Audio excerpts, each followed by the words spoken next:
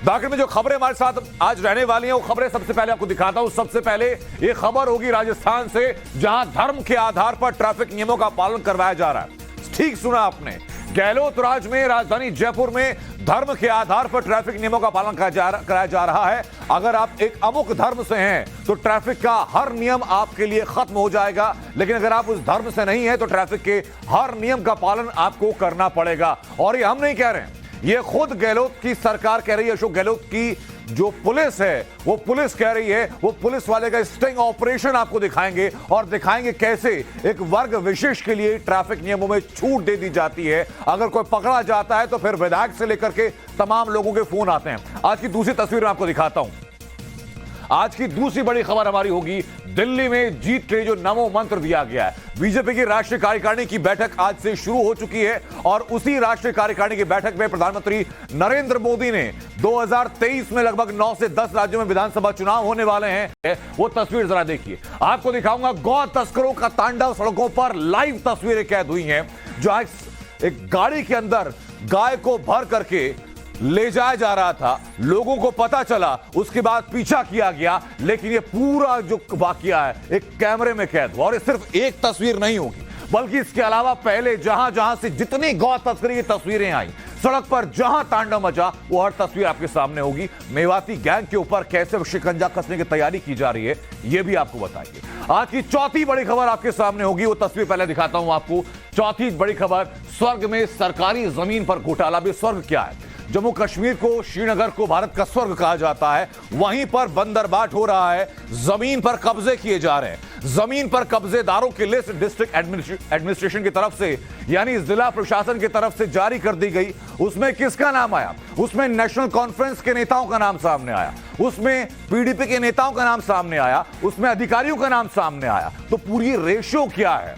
कितने उसमें national conference के नेता हैं, कौन कौन से चेहरे हैं, कितने पीडीपी के नेता हैं, कौन कौन से चेहरे हैं, कौन कौन अधिकारी कितने रुपए की जमीन पर कब्जा करके बैठा है और कब तक जमीन खाली करनी होगी, ये एक एक तस्वीर मैं आपको दिखाऊंगा, ये एक एक डेटा मैं आपको दिखाऊंगा। लेकिन सबसे पहले धाकड़ एक्सक्लूसिव में आज की पहली एक्सक्लूसिव खबर राजस्थान से। आप लोग ये जानते हैं कि अशोक गहलोत की लीडरशिप में पिछले 4 साल से राजस्थान में कांग्रेस की सरकार है और यह साल चुनावी साल है। ऐसे में अब यह लगने लगा कि सारा फोकस वोट बैंक पर शिफ्ट हो चुका है। धर्म को ध्यान में रख करके नियम बनाए जा रहे हैं और धर्म को ध्यान में रखते हुए नियमों का पालन करवाया जा रहा है। और ऐसा मैं क्यों कह रहा हूं? मैं ऐसा कहने के पीछे की वजह आपको बताता हूं और वो तस्वीरें मैं आपको दिखाऊंगा। कम से कम जयपुर में तो यही हो रहा है, क्योंकि एक खास वोट बैंक को खुश करने के लिए पुलिस को, प्रशासन पर दबाव डाल दिया गया। पुलिस वाले खुद स्वीकार कर रहे हैं, खुद ये मान रहे हैं कि नियम, कायदे, कानून सब समाज के एक खास वर्ग के लिए साइड लाइन कर दिए गए। ये बताऊंगा कैसे यहां धर्म देखकर ट्रैफिक चालान काटने का खेल चल रहा है। आपको बता दूं कि ये चीज साफ हो चुकी है कि सर पर अगर खास टोपी आपने पहनी है तो हेलमेट की कोई मतलब ही नहीं। सबसे पहले एक अंश मैं आपको दिखाता हूं, पहले उसको देखिए आप, उसके बाद कहानी का एक एक कैरेक्टर आपके सामने खोलूंगा।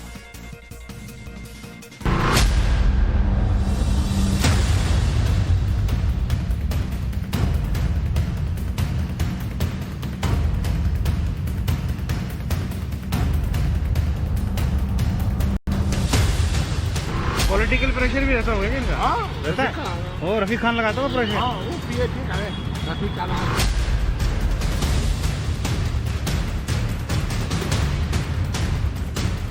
अरे रोकने वाली बात क्या साहब, अभी 100 रुपए दूँ, अभी 2 मिनट में छूट जाऊंगा।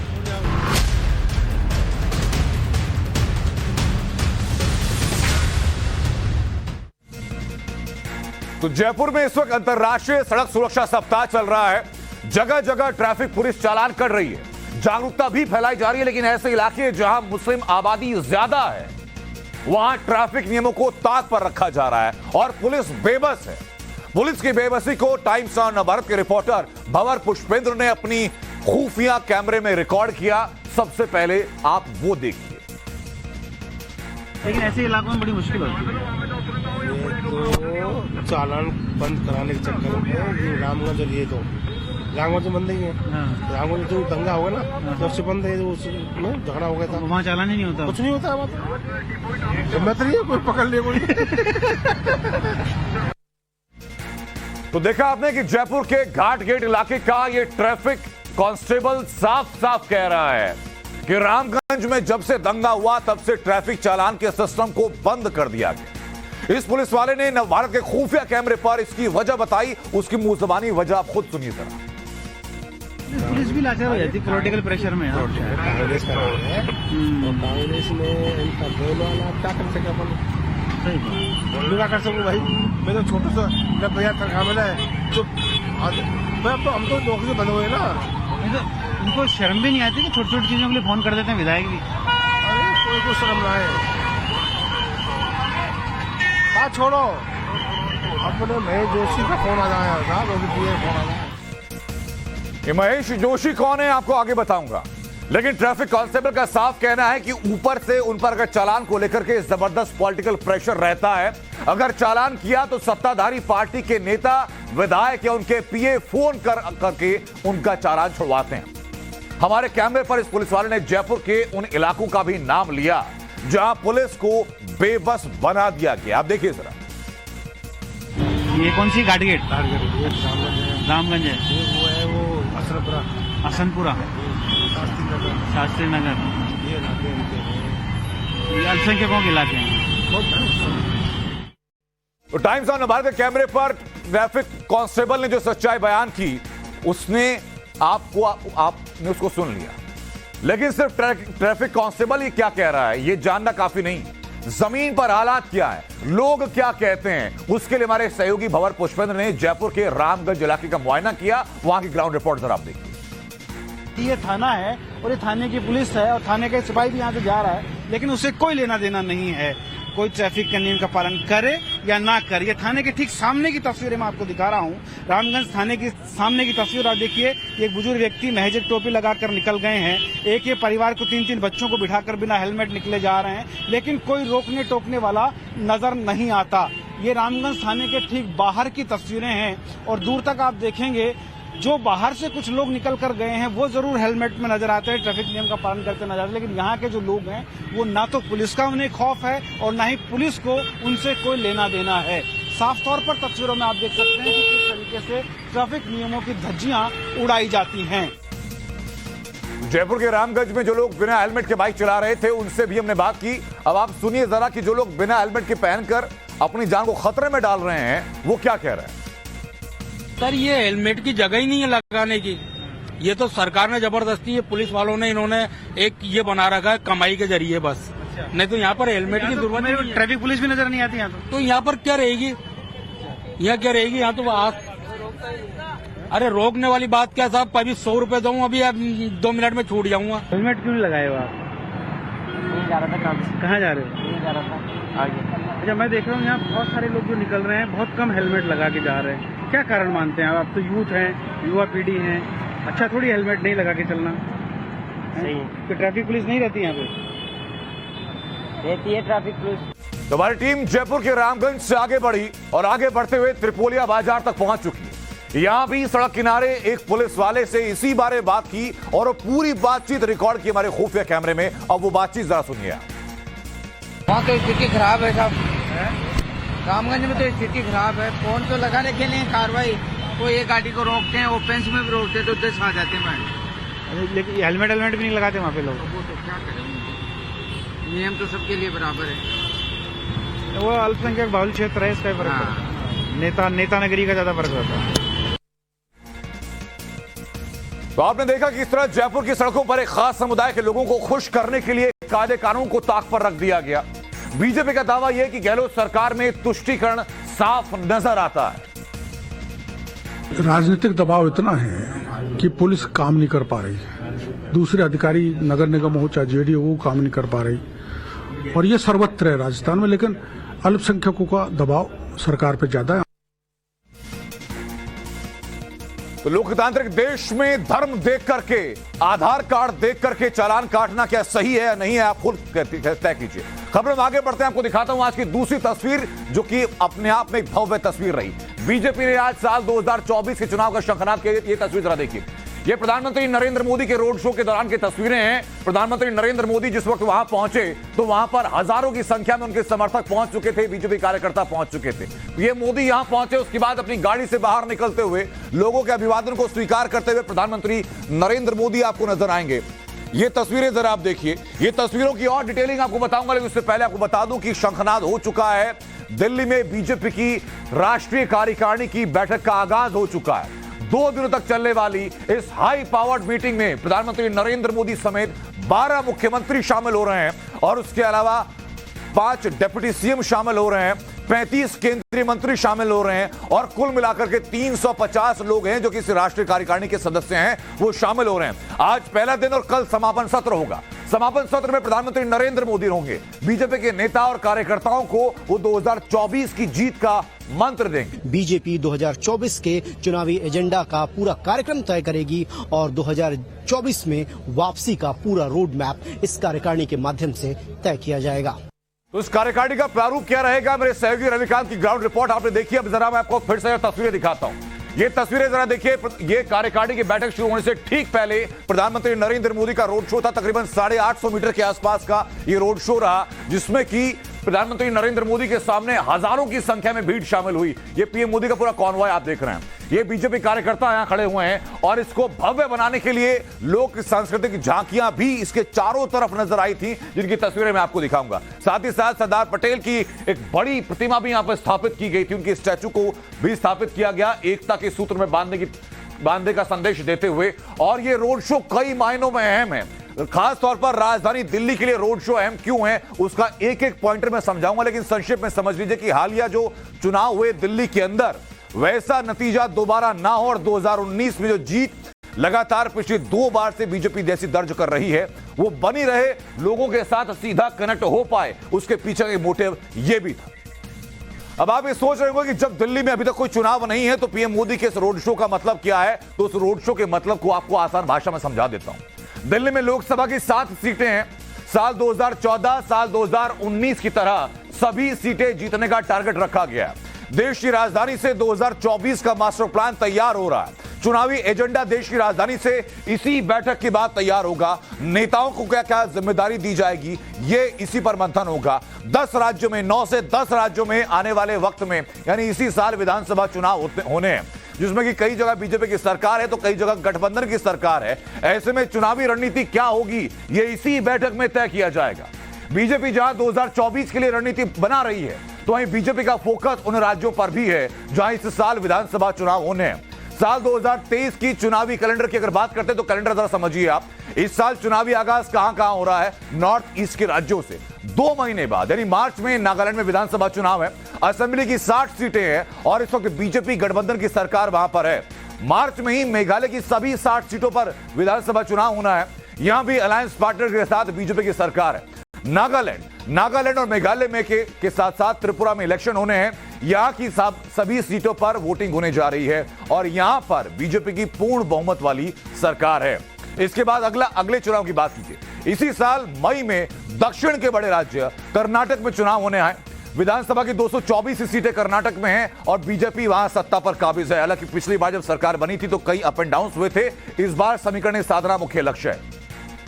तो दिसंबर में लोकसभा चुनाव से पहले सत्ता का सेमीफाइनल राउंड होने वाला है। मिजोरम में विधानसभा चुनाव होंगे, यहां अभी एमएनएफ की सरकार है। छत्तीसगढ़ में विधानसभा चुनाव होंगे, यहां बम्पर जीत हासिल की थी पिछली बार कांग्रेस ने। असेंबली की 90 सीटें हैं और भूपेश बघेल के नेतृत्व में यहां कांग्रेस की सरकार है। ये एक एक आंकड़ा बता रहा हूं। उसके बाद बात होगी मध्य प्रदेश की। 230 विधानसभा सीटें हैं। शिवराज सिंह चौहान के नेतृत्व में बीजेपी की सरकार है, यहां भी चुनाव होने हैं। दिसंबर में राजस्थान में चुनाव होंगे। राजस्थान की 200 विधानसभा सीटें अशोक गहलोत के नेतृत्व में कांग्रेस की सरकार चल रही है। तेलंगाना के चंद्रशेखर राव की भी दिसंबर में अग्नि परीक्षा है। यहां की 119 असेंबली सीटों पर चुनाव है। केसीआर ने तेलंगाना राष्ट्र समिति यानी टीआरएस से भारत राष्ट्र समिति यानी बीआरएस पार्टी का नाम बदल दिया, लेकिन चुनाव का फायदा कितना मिलेगा ये आपको पूरे एनालिसिस के साथ सामने आ जाएगा।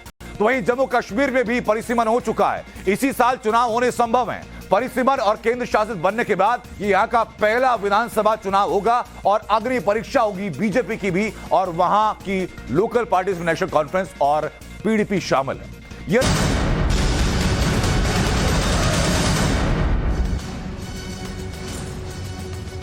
और इसी बीच बड़ी खबर, सीएम केजरीवाल पर राहुल गांधी ने निशाना साधा। उन्होंने कहा कि पंजाब को दिल्ली से नहीं चलाना चाहिए।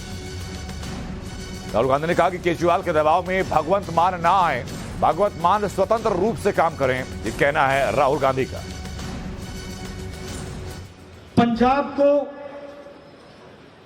दिल्ली से नहीं चलाना चाहिए, पंजाब को पंजाब से चलाना चाहिए।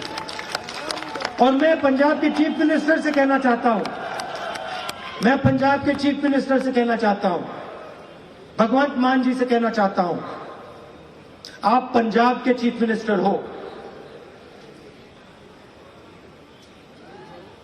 पंजाब को पंजाब से चलाना चाहिए। दिल्ली के दबाव में, केजरीवाल जी के दबाव में भगवंत मान को नहीं आना चाहिए। यह पंजाब का इतिहास है, पंजाब की हिस्ट्री है और पंजाब की इज्जत की बात है। मैं बात होगी सड़क पर दौड़ती मौत की, उसके पहले तस्वीरें दिखाता हूं मैं आपको। और सड़क पर दौड़ती हुई मौत क्यों कह रहा हूं, ये मेवाती गैंग के जो लोग हैं उनको गिरफ्तार किया गया, लेकिन गिरफ्तारी से पहले क्या हो रहा था ये तस्वीरें मैं आपको दिखाऊंगा। ये तस्वीरें दिखाऊंगा, आप खुद कहेंगे कि सड़क पर ये हो क्या रहा है। गुरुग्राम और आसपास के जिलों में मेवाती गैंग की गाड़ियां मौत बनकर दौड़ रही हैं। मेवाती गैंग दशकों से गायों की तस्करी में लगा है। गुरुग्राम में एक बार फिर, गुरुग्राम के नूह में तस्करों ने धावा बोला। तस्करों ने गाय को एक वैन में लादा और फरार हो गए। उसकी तस्वीरें मैं आपको देखिए दिखा रहा हूं। ये वैन में बैठे हुए लोग हैं जो कि वीडियो में कैद हुए हैं। आप जरा तस्वीरें देखिए।